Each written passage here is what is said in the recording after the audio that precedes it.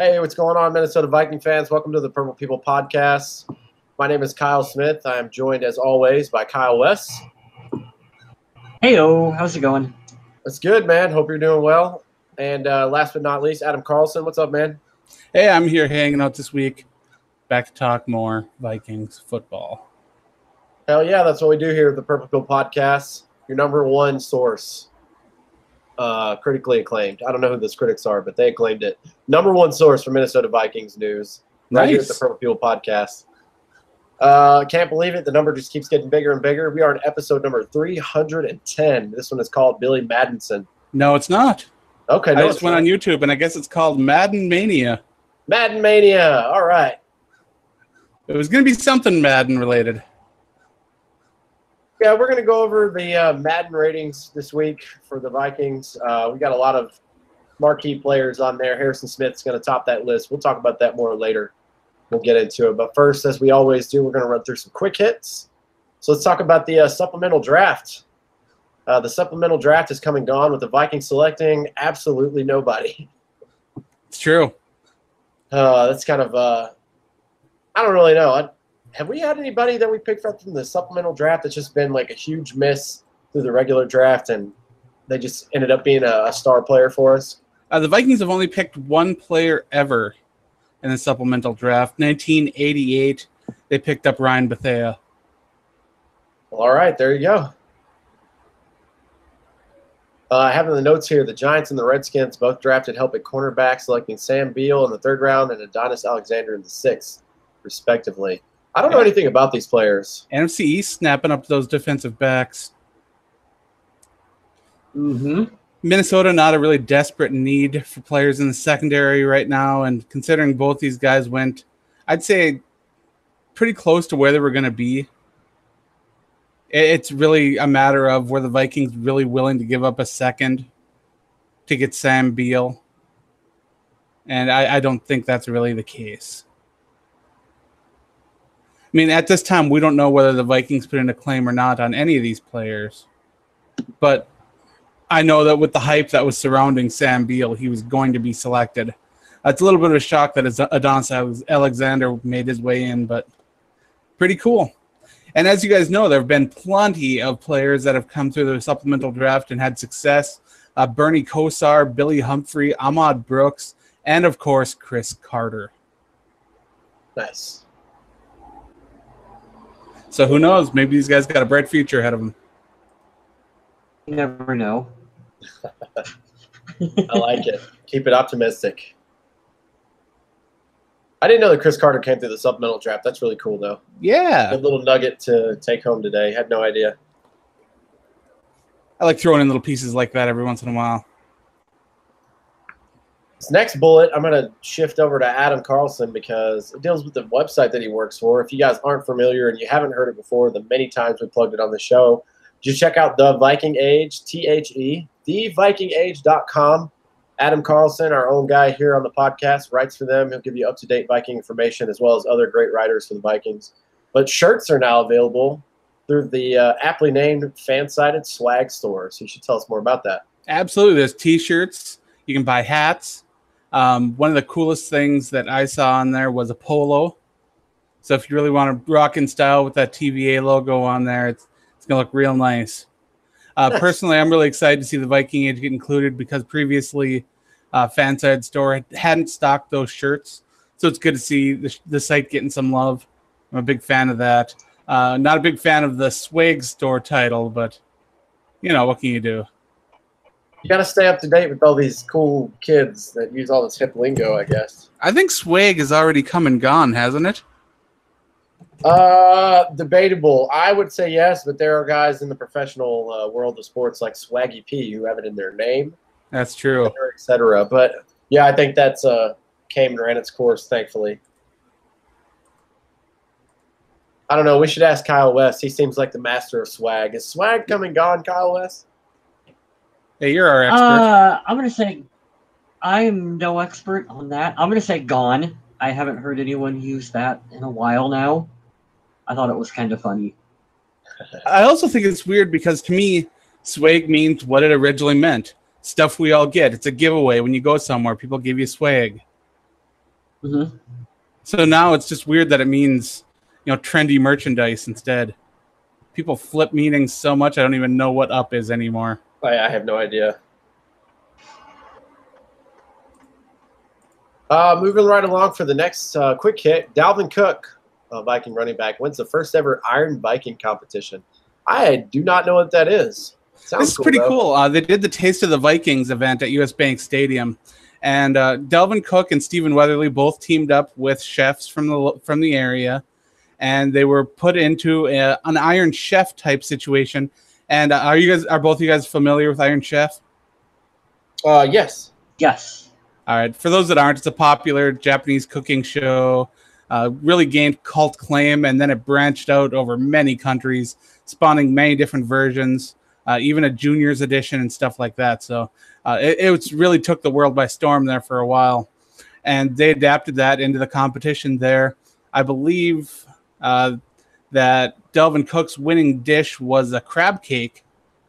And as we all know, Dalvin Cook knows how to cook. Remember how after he broke the rookie rushing record, he went and came in and to a restaurant trying to get something to eat, and it was all shut down, and the owner let him in, and he made his own stir fry. He knows how to do his thing. This is a great reference for me of one of my favorite all-time movies, probably my favorite comedy ever, probably my second favorite movie all time, to reference Wedding Crashers, crab cakes and football. That's what Maryland does. This is fantastic because this story has to do with crab cakes and football. That's amazing, though. I remember the stir fry, and it's kind of cool, man. I like to see what these guys do in their off time because you got to think they just do football year-round, stay in shape year-round. So it's cool to see what these guys do to let loose or something that you might wouldn't think these big, humongous athletes would get into. Cooking is one of them. That's pretty sweet. Yeah, Dalvin Cook, too, is one of those higher-name players that you don't always expect to be participating in an event like that. He's higher profile, so but to see him at a charity event like that, raising some money, entertaining people, feeding them, I guess, delicious crab cakes. I didn't get to have one because those tickets for Taste of the Vikings are a little pricey for me. But I understand that it's one heck of an event, and everybody there was pretty happy. So I'm glad to see that happen. Pretty cool to see the Iron Viking happen. Hopefully it keeps happening at Taste of the Vikings, too, because I think it's real neat. So from one Vikings quote-unquote superstar to another, talk about Stefon Diggs in the next quick hit. He's on the cover of this month's Balance magazine. If you're unfamiliar with that, go to the local Hy-Vee grocery store in your area, and it's available for free. So you can get that for nothing. It's true. Dalvin Cook does his thing. Stefon Diggs does his as well. And to see Stefon Diggs on the cover of Balance, it's really neat. I have not had a chance to read it to see why he's on the cover or what he's kind of promoting or trying to encourage in the piece, but I'm kind of interested to check it out now. This is great. I'm on their website right now. I'm trying to find more, but this is kind of cool, kind of up to date. Definitely. I know Mr. West already picked up a copy. Yeah, he did. Did you look through it yet, Kyle? Yeah, my internet's being shitty right now. It's doing a lot of. He's on there. He talks about the Minneapolis Miracle. It's a big article. Nice. About that, and then it's also about cooking, you know. But the a partnership with the Viking probably see more. Yeah, you're cutting out real bad, man. Cross promotion between the two from now on. But it's pretty cool the partnership that Hy-Vee has with the Vikings. To have him promoting healthy cooking, healthy living, really awesome. And of course, anytime you can talk about the Minneapolis Miracle is a good time. It sounds pretty cool, man. I'm trying to find that in the area down here in Texas. I just like the kind of the blanket statement about what they're about: informative content on health and wellness, fresh trends in beauty, food, home entertainment, practical solutions for maintaining balance in your life. That's cool. Well, another cool thing is that if you go to Hy-Vee, as soon as you pull in the parking lot, where there's the cart corral, there'll be a standee, and I believe Harrison Smith's on the one here in Eagan. I don't know if they change it up at different locations. But as soon as you go to Hy-Vee, you can immediately tell this is a place that's worked with the Vikings. Nice. And, they have a really nice relationship going. So to see a Viking on the cover of Balance just makes a lot of sense. I wish I lived up in that area. I wish there was more Vikings-related stuff around here. Oh, yeah. They just announced at a Chick-fil-A that the Mike Zimmer Foundation's holding an event there. And it's called Pack the House. I don't love that name. Don't love it. But he's going to be signing autographs, raising money for charity, and it's all really cool. If you head on over to the Chick-fil-A website, and the Mike Zimmer Foundation is hosting it on Facebook, it'll be in their events. So it's worth checking that out. Also, a little later this month, there's the Mike Hughes autograph signing, but that one's a paid autograph signing. Still, should be fun if you guys are worth checking it out. It's getting to be that time of year when the Vikings autograph sessions are coming up again. I'm getting pretty excited. I'm pretty excited to talk about this next one. Unfortunately, I don't like that they do this for almost every team.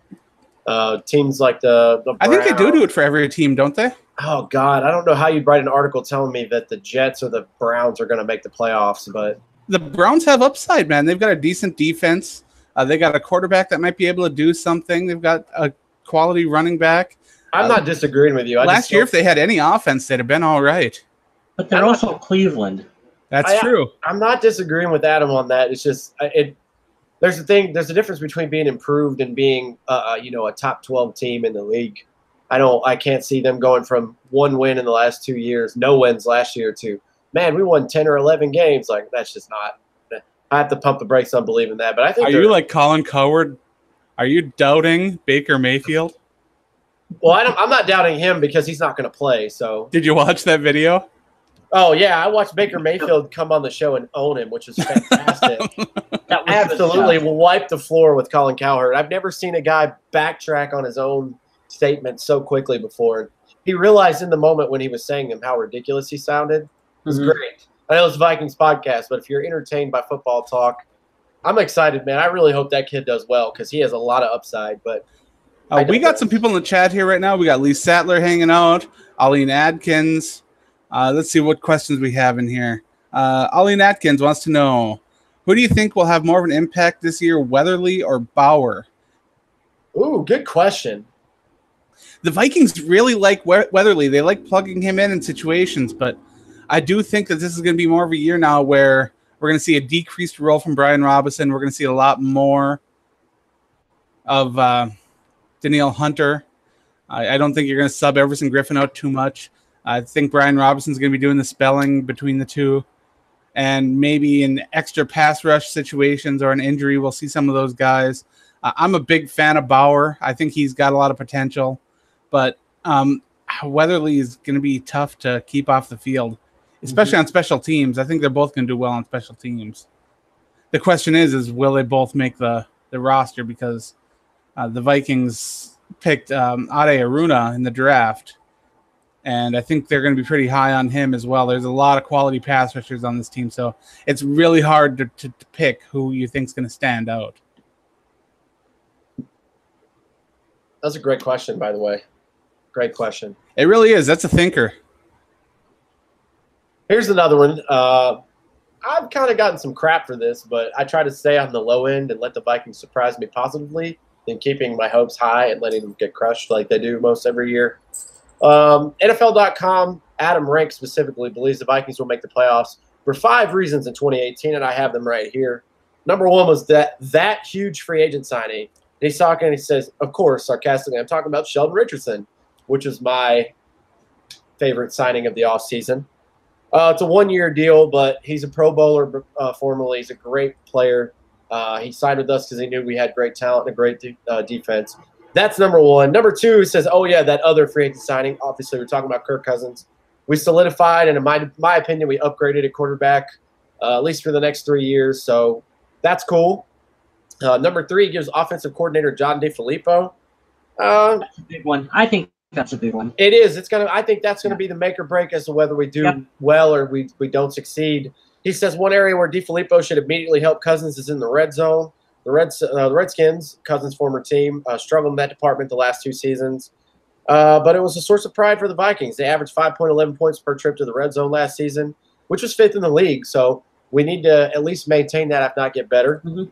Yet the Vikings have one of the bottom 5 Pro Football Focus rated quarterbacks in the red zone that they brought in. Nice. He also mentioned that the Eagles also had excelled in the red zone, which is where they made their money in great moments. In fact, if I'm Cousins, I'm working on catching the football. Then he says, I'll show myself the door. That's pretty funny, considering Nick Foles caught a pass in the Super Bowl, which was one of the best moments I've ever seen in any Super Bowl. Number 4, he mentions, as we were talking about Dalvin Cook earlier, Dalvin Cook's coming back. We all have high hopes as Viking fans. I know everybody in the building for the Vikings organization does. We just need him to stay healthy. He was on pace for around 1,400 yards last year, which is insane. But, yeah, I would love to have that guy back and fully healthy for the whole season. I think him and Latavius Murray are going to be a great 1-2 punch at running back. Oh, yeah, I'm super excited for our running backs this year. Oh, yeah, for sure. And cliche as it is, his number 5 is unfinished business. You know, we had he talked about if we ended the season last year as a movie, it would have been with the walk-off of the Saints, and then we could do a who's who and where are they now. But unfortunately, we had that awful game against the Eagles, so the unfinished business is definitely there. We were almost to the Super Bowl, first time since the 70s. So the unfinished business part, I know a lot of these guys are going to use that as motivation. But now, I love Adam Rank. I do. He's a good writer. I think his articles have a lot of humor, and they're fun. He talks about wrestling in a lot of them. You know, it's my style of writing. He's one of my favorite writers to check out. But I think he missed a lot of really key things. I think one of the biggest advantages the Vikings have is their new home, and not just their new home field. I'm talking about having the state-of-the-art facility with so much right at their fingertips as far as medical help and equipment and training and everything. Anything they need is right there. And then they have the home field advantage where U.S. Bank Stadium has turned into a place where teams should fear going, even if they're one of the top teams in the league, one of the most explosive offenses. The crowd there will just help to take the air right out of teams. And as much as I love that he separated the signings and talked about how Sheldon Richardson's going to be great, the fact that the Vikings are bringing back the number 1 rated defense in the NFL is number 1. I mean, Sheldon Richardson's the icing on the cake.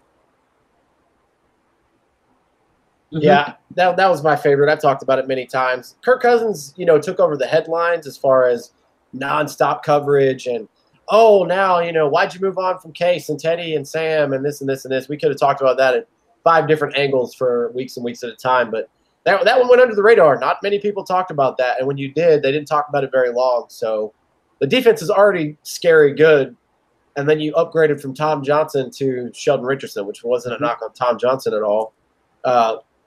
Man, didn't think it could have gotten any better, but those are 2 huge names that we got. There's Pro Bowlers and talented players all over that defense. Vikings are in an interesting position, and I hope I fixed my internet. I hope I'm coming through. You're sounding good right now. Yeah. Yeah, I switched over to a different band really quick, and I think I got it. The Vikings are in an interesting position where they got rid of a running back and a quarterback and somehow got better. Right? All the quarterbacks except their project quarterback, just wiped them clean. Yeah. And on paper, they got better at both positions. But they paid a lot of money to do so, too. They sure did. But as a playoff team, that doesn't happen hardly ever. But you got to look, too. How often do you get a chance to get a potential franchise quarterback in free agency without spending draft picks at the draft, Oh, it just doesn't happen. No. Big-time free agent quarterbacks don't hit the market. That just doesn't happen in today's NFL. You'll never see Tom Brady in free agency. It's just stuff that doesn't happen. I mean, sure, it happens once in a while. Like back in the day, you'd see, a situation where like Brett Favre would go, but that's only because the team already had a replacement in place. Right. Yeah. Or had other options. It happens once every 5 to 10 years, like Peyton Manning leaving Indy and going to Denver. Then Favre, 5 years before that, Favre went to the Vikings. It's not very often, because why would you get rid of a Pro Bowler and a starting caliber quarterback, a franchise quarterback, as they say him? It doesn't happen that often, but I don't know, man. That's just Washington being idiots there. I think Alex Smith was a great replacement, but he is older than Kirk, and I don't know why there had to be some bad blood there of some sort because Kirk's a franchise quarterback.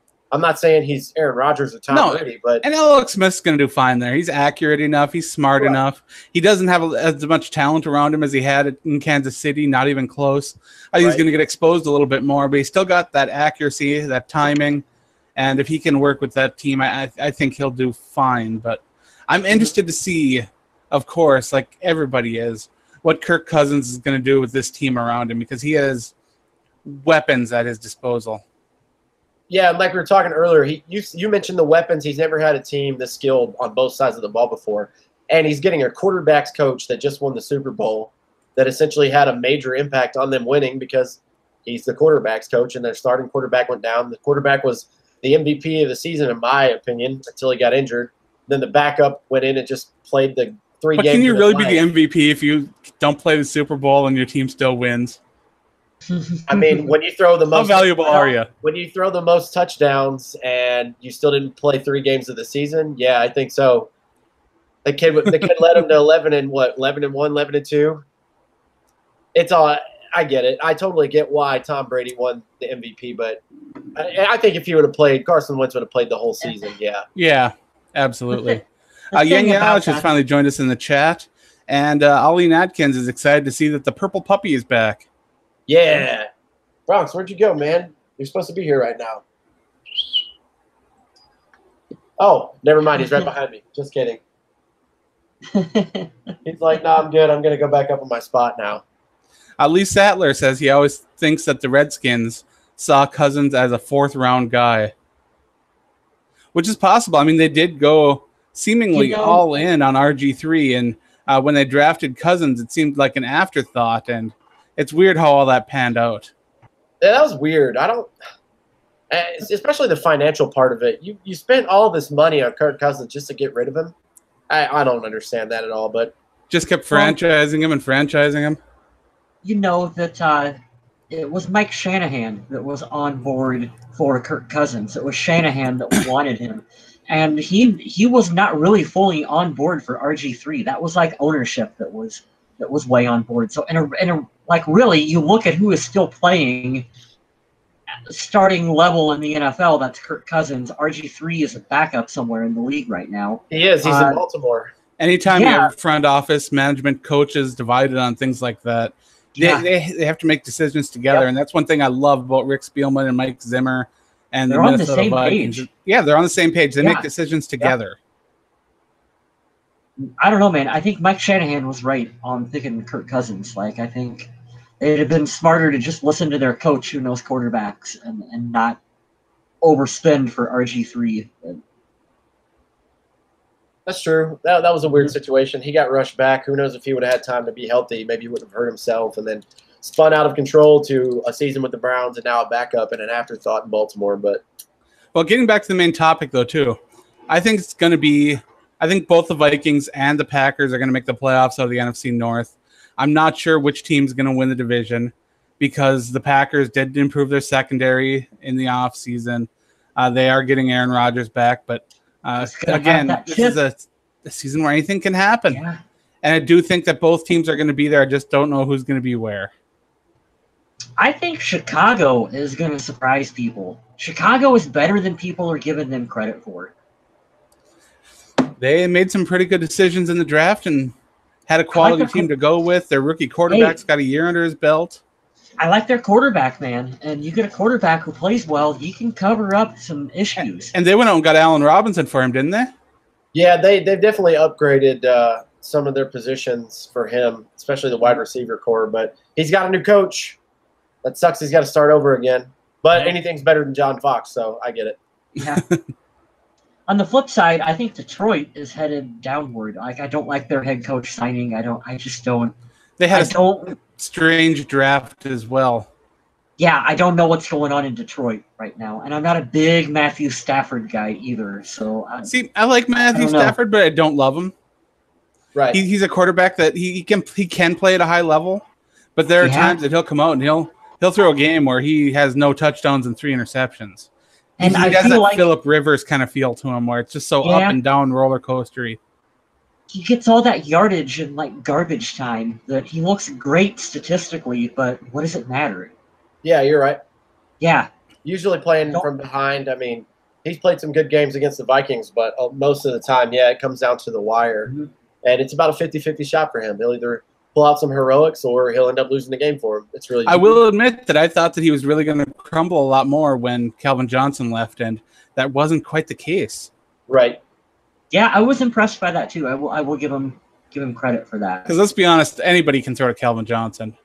Yeah, right. That's true. It's like Julio Jones, Matt Ryan. You know, he gets a lot of credit for being a great quarterback, but really all you got to do is throw it up there. Yeah. So moving along to from NFL.com to ESPN, they have the Vikings ranked as the 5th best offense.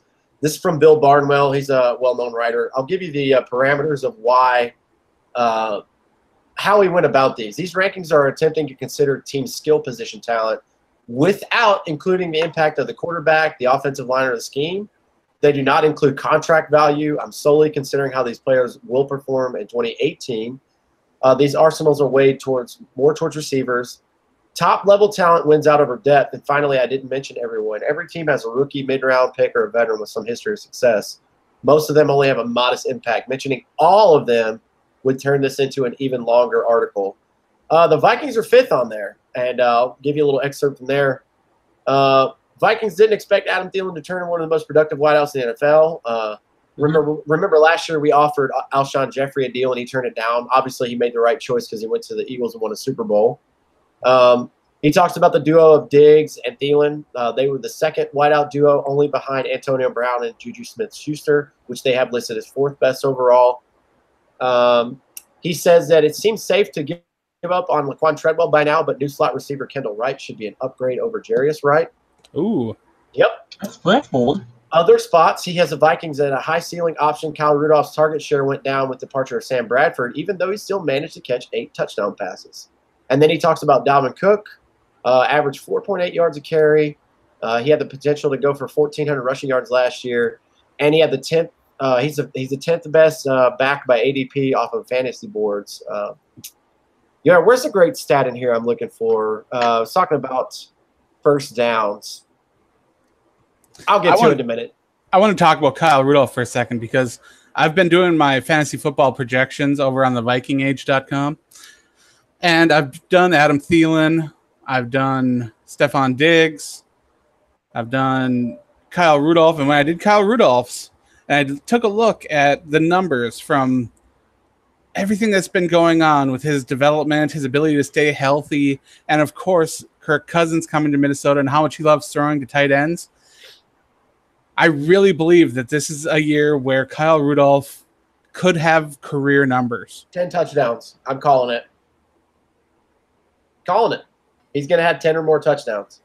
There's a reason why the Vikings went out and got all these tight ends. We're going to see a lot of tight end sets. Mm-hmm. It's going to happen.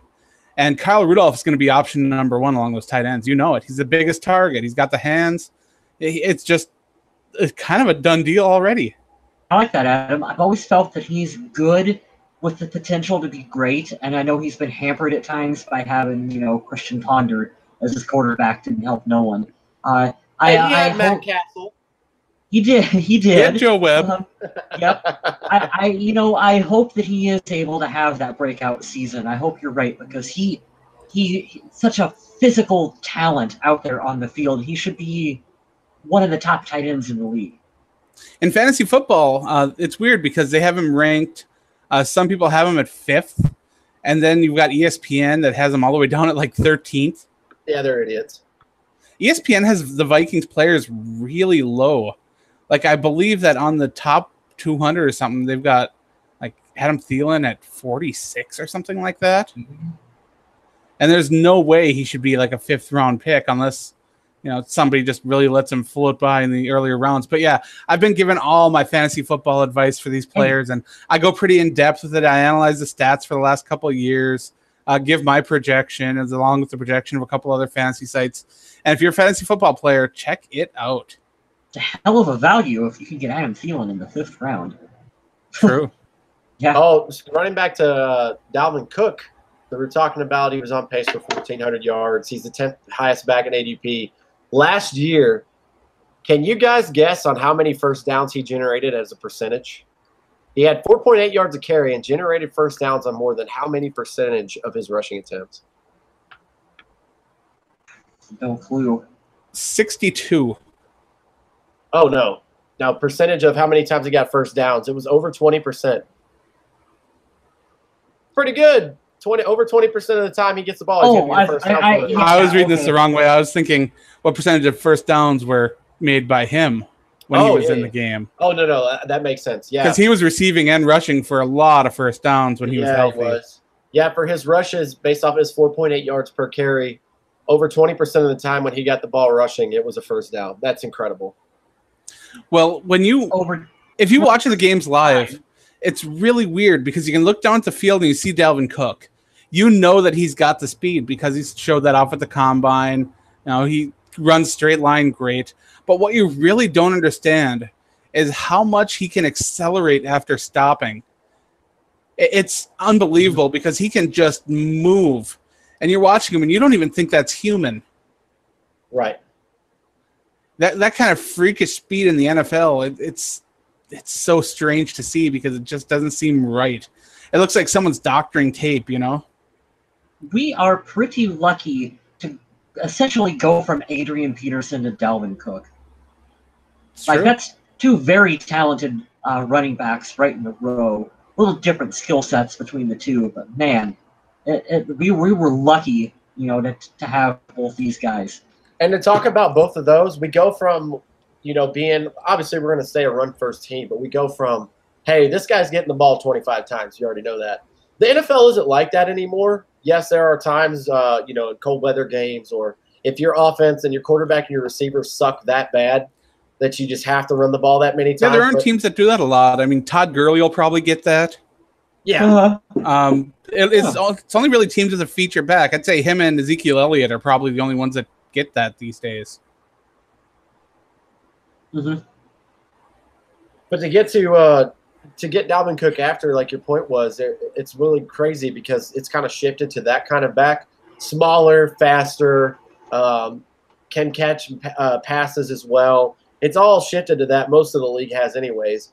But I still can't believe we got him in the second round. He's a first-round pick for sure. That's what Michael Camber is saying in the chat. He says Dalvin Cook is a three-down back. Yang Yaj added Dalvin is also a very good pass blocker, which is really cool. It's good to hear that you guys are still so high on Dalvin Cook. I know there's still a little bit of a concern that he's going to be a little rusty after the injury, but the good thing is that he was injured so early in the season that he's been able to recover and come back and should be so close to 100%, if not at it. And he's still so young and hungry and motivated. I don't think you've got to worry about this kid. Yeah, he hasn't had those knees that have been reconstructed 7-8 times. No. Kevin Nash knees. No, not Kevin Nash knees. Goodness gracious. Oof. Well, the final quick hit is it's a barn burner, as they would say back in the day. Kirk Cousins gets his photos developed. Hell yeah, it is. Kirk Cousins, quarterback for the Vikings, gets his photos developed at Walgreens. Okay, let's talk about this a little bit here because there's a lot of things here. I know. Where do you start? First of all, who still uses film? No shit. Kirk Cousins. 1 hour processing at Walgreens. That's what he loves. He probably drives there in his old beat up van too. That's amazing. I like it a lot. I think it's really awesome. I mean, it's really cool and everything, but it's really weird too because he's got so much money, and you think he'd have a photo printer at home to just print off whatever he wanted. But there's kind of this hometown, small town guy stuck inside this really rich person. It's interesting. Standing in line at Walgreens getting his photos developed, guaranteed that nobody is going to recognize him as Kirk Cousins in that situation. I don't know. How tall is he? Is he like 6'3", 6'4", somewhere in there? I don't know. It's hard not to recognize those tall guys. I don't know, man. If you were going to Walgreens to get your eggs and milk, would you really be looking for Kirk Cousins? Yeah, and he looks like the most Caucasian ever among all Caucasians in history. So He blends right in. He probably looks like that guy who sells life insurance, and you were like, oh, okay, well, this guy's just getting his family photos done. He's just a little bit tall. You'd see him, and you'd be like, I bet he was probably pretty good at, like, high school athletics. And, yeah, he probably works at an insurance firm now. Telling you. Yeah. We've got Lee Sattler in the chat who's bringing up an interesting point. He says, I've been hearing some people say that the Vikings defense is likely to regress. I think they could be even better because of adding potential playmakers. And let's talk for a second about that, because right now there are only a couple of spots that people say are the weak spots on the defensive side of the ball. Right now, Ben Gedeon's probably one that would get highlighted, along with Anderson Dejo. Some fans really don't like Trey Waynes. Do your research. But otherwise, you've got Pro Bowl caliber linebackers with Barn Kendricks. You've got defensive line that's just full of studs. Defensive line is top 3 in the NFL, hands down. You got 2 Pro Bowlers, 2 All-Pros pretty much, and Rhodes and Smith.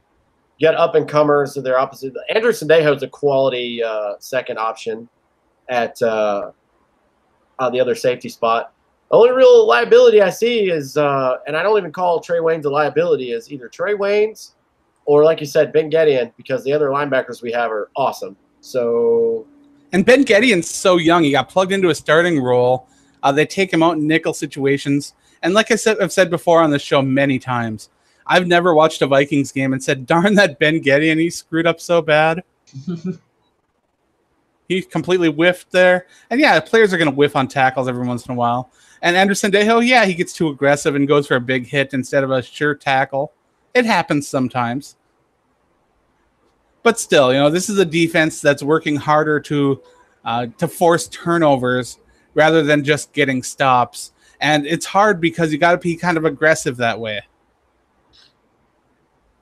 And I know that the Legion of Boom power hitting style compared to tackle and strip at the ball is kind of frowned upon by a lot of fans because they'd rather just see the easy play made. And when that kind of doesn't work and the tackle gets missed, it gets just completely off the wall. But this Vikings defense is trying to balance the big plays with the sure plays, and it's hard to do. I've seen a lot of that where they talk about how the Vikings are going to regress either on defense or just in general. And I wonder if that is coming from just people who think that the Vikings were lucky last season. Like they had a lot of luck, and that's why they were good. Now, I'm not saying that I think the Vikings are going to repeat as the number 1 defense. Jacksonville looks amazing. New Orleans has a ton of talent. The Rams are going to be scary. The Rams. Denver's improved. Philadelphia. Denver's got pass rushing through the nose. Yeah. But I guess I don't think that it was just luck that got the Vikings to where they ended up last season. They're still a damn good football team, and there's still a lot of talent. And so I don't think that they're going to take a step backwards. Should we expect, we only lost, 3 games last season? Is that going to happen again? I don't know. We got a really tough schedule. But I still think that the Vikings will be deep into the playoff hunt again. I really do. Yep. Yeah. I agree. Can't disagree with that. I like this comment. Sean McVay playing Madden Connected franchise, and he's playing with the salary cap off right now. That's what's going on in St. Louis, or in not fucking St. Louis, Los Angeles with the Rams. I'll never be able to not say St. Louis. The Rams are going to be in salary cap hell very soon. That's a lot of people say the Vikings are at Super Bowl or bust. The Rams are Super Bowl and bust because you signed so many people. At least the Vikings guys they have some wizards back there working the salary cap and all these deals and these extensions that we're doing. But these guys are just like, how much money do we have? Fuck it, let's cash out. Let's just bring it all in here. Here's my question for you guys. If you win a Super Bowl, but you've completely messed up your salary cap for the next 5 seasons, is it worth it? Absolutely. 5 seasons? Yeah, five seasons of just salary cap hell, but you won a Super Bowl. I'll take 5 seasons of 0-16 for 1 Super Bowl. I think I'm with Adam because we haven't been to a Super Bowl in almost 50 years, and we've never won one. So at this point, I'm kind of like Dan Marino and Little Nicky. I'd just sell my soul to the devil if we could just have one ring. That'd be great.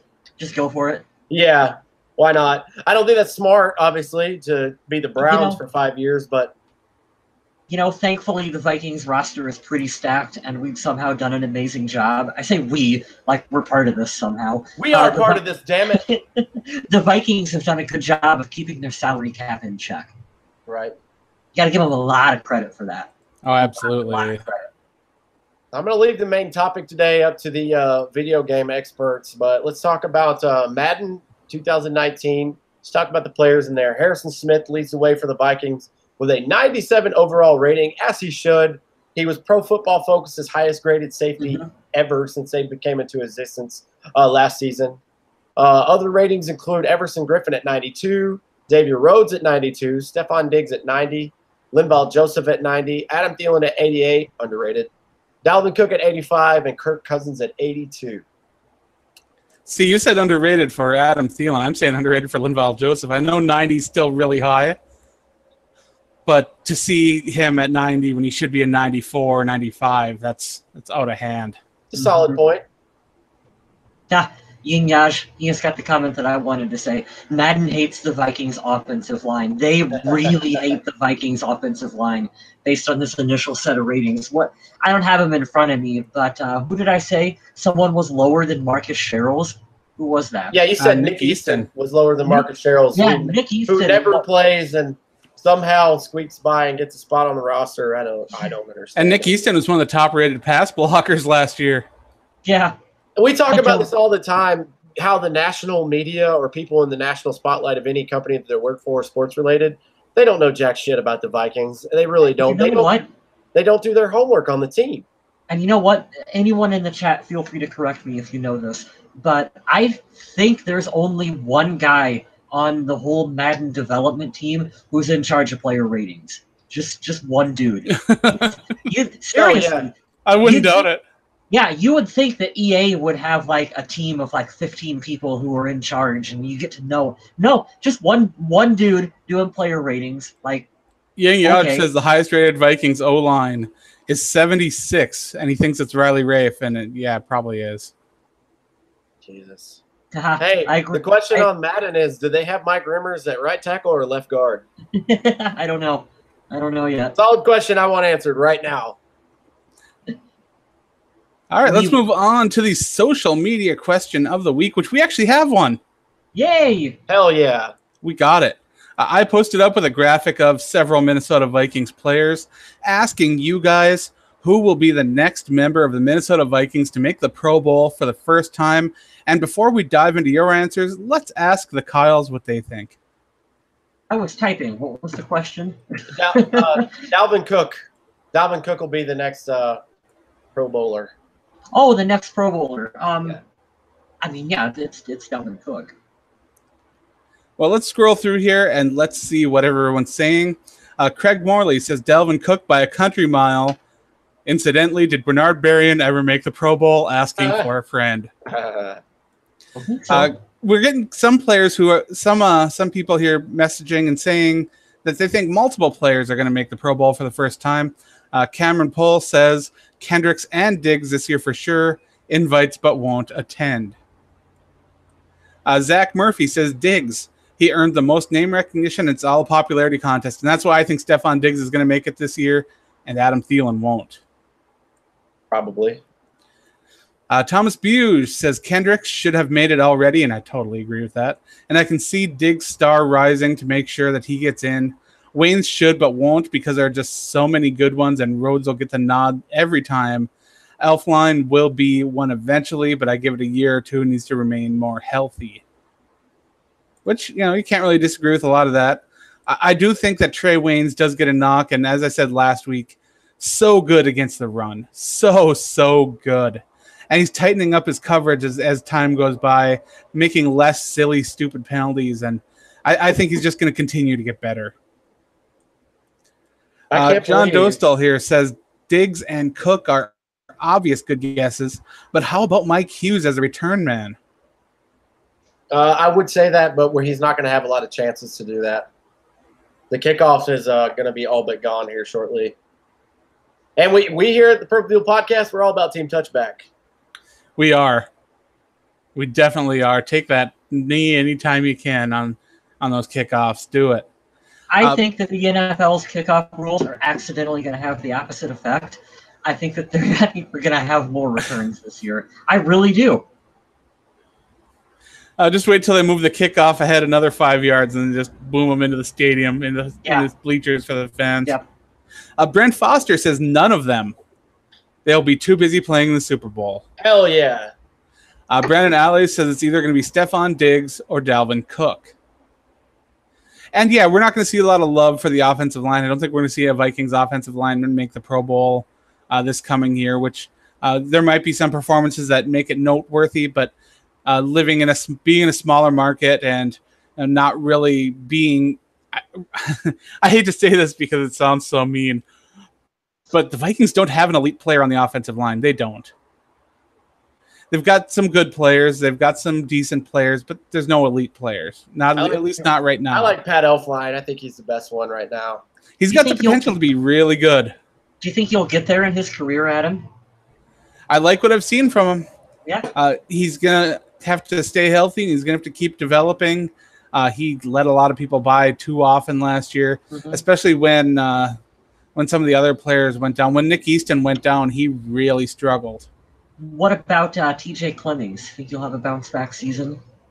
It's sad because I always wanted TJ Clemmings to succeed. I root for these Vikings when they're in there, especially the ones that are up against a trouble or get plugged into spots where they know they probably shouldn't be.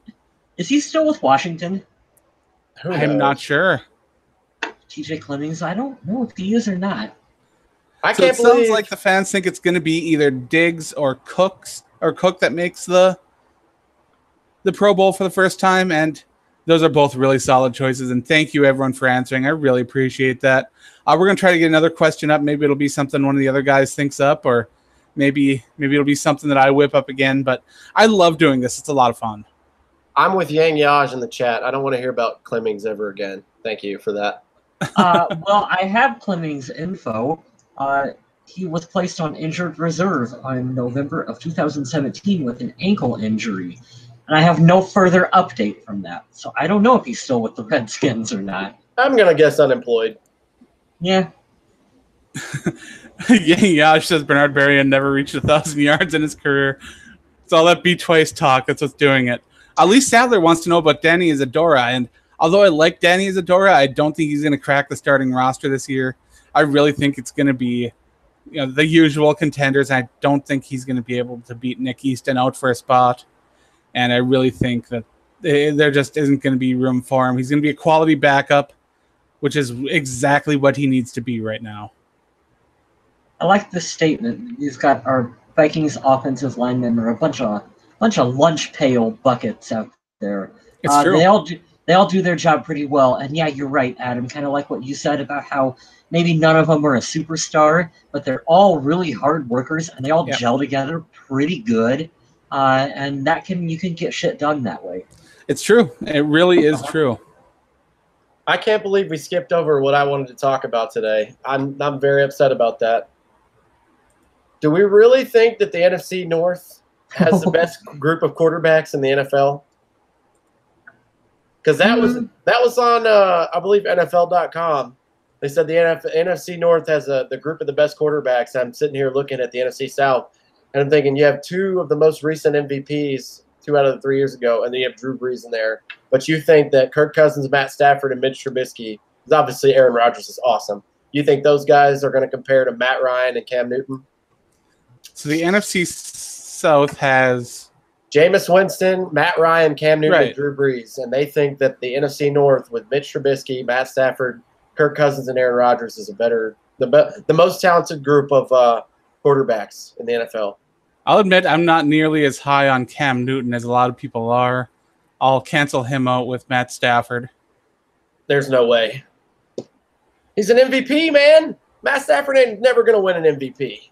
Joe Flacco has been an MVP too. He's a Super Bowl winner as well, which is something none of us. And he's a bad quarterback now. He's bad. Cam is going to take a step backwards with North Turner this season. I can't hate on Cam because he single-handedly beat us last year. with like 1:30 to go. The Vikings beat themselves with the turnovers. Yeah, but I'm telling you, man, Cam and the Norv Turner offense is not a good combination. No, yeah, well, we'll see. I really don't. I don't see this working. Cancel Breeze out with Rodgers. I think that's pretty fair. It's an even. I like Aaron Rodgers a little more than I like Drew Brees. But then you got Matt Ryan and Jameis Winston against Mitchell Trubisky and Kirk Cousins. Yeah. Matt Ryan definitely topples Kirk Cousins, and I know that it's unpopular opinion, but Jameis Winston, even though he's a dirtbag off the field, right now I think he's better than Mitch Trubisky, but Mitch Trubisky's on the up. But I can't go with a Super Bowl first ballot Hall of Famer who's going to break all the records and the two former most recent MVPs minus Tom Brady. Like, I can't. I want to know what everybody said in the chat, but they kind of skipped over it. So thanks a lot, guys. Appreciate that. All we got right in there right now is Michael Cambria saying Cam is as big as he is soft. And all I know is that Jameis Winston loves eating those W's. I was going to say something, but I'm not going to say it because it's very, very bad. I'd take Tim Tebow over Jameis Winston. If I never see anyone eating a W the way that Jameis Winston ate the W's, I'll be a happy man because that was ridiculous. I'll be okay if I never see that as well. Oh, so stupid. So stupid. That's all I have for this week. Do you guys have anything else? Nope, that's it. And as per usual, we said this would be a quick show, and here we are, almost an hour. So, yeah, we got talking a little bit. We didn't do any filler with wrestling talk. We haven't mentioned Katie Nolan or anything. Damn it! It's been all right. We also haven't mentioned Taco Bell, which we haven't been doing that lately. We got to work on that sponsorship. We'll get them eventually. Draft. It was the supplemental draft too, Adam, and we fell off the ball on this one. I know. And of course, he's the big name that came from it recently, but oh man, we're never going to get that. Never going to get it. Was Terrell Pryor from the supplemental draft? I don't believe so. I thought the Raiders. I don't remember. Ying Yaj wants to correct us too, saying that we did not mention Josh Freeman's entire show. And usually that's something Mr. West brings up. You know what? I'm not joking. I thought about it when we were talking about Tampa Bay. It was in the back of my mind. Hey, Kyle, I got your answer here. The Oakland Raiders selected Pryor in the third round of the 2011 supplemental draft. There you go. Woo! Trivia. You got it. I knew that because that was like the last thing Al Davis did for the team. Because Terrell Pryor's fast? Yes. Al Davis liked his fast players. The speedier, the better. Mm-hmm. If he could run, he's on the team. So funny. God, look at this resume. Raiders, Seahawks, Chiefs, Bengals, Browns, Redskins, Jets.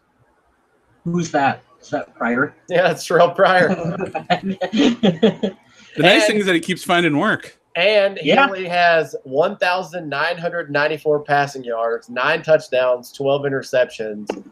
He has 4 rushing touchdowns, and he has 4 receiving touchdowns. Oh. I mean, he'll be great in the XFL. That's crazy to me. 647 rushing yards, 1311 for receiving all year, all total. He had a career year in Cleveland 2 years ago with 1,000 yards. That's crazy. Oh, yeah. There you go. It is kind of nuts. There's your useless info for the day, guys. But what I'm looking forward to is I really want to figure out what Kendall Wright's going to do. We saw in Chicago that he's got the potential to be a big yardage player. And Minnesota's already got really good receivers, solid tight ends. It's going to be interesting. Hey, Kendall, you see what Jarius did last year? Do that. Go.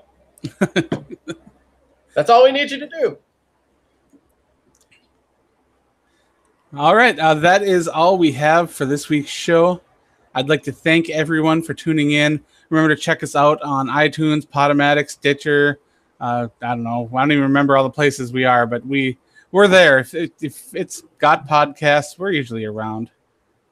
It's the way we do things. Mr. Smith's got a band he wants to tell you about. Yep. If you are in the El Paso, Texas area, you can check out Disposable Inc. We are a Metallica tribute band.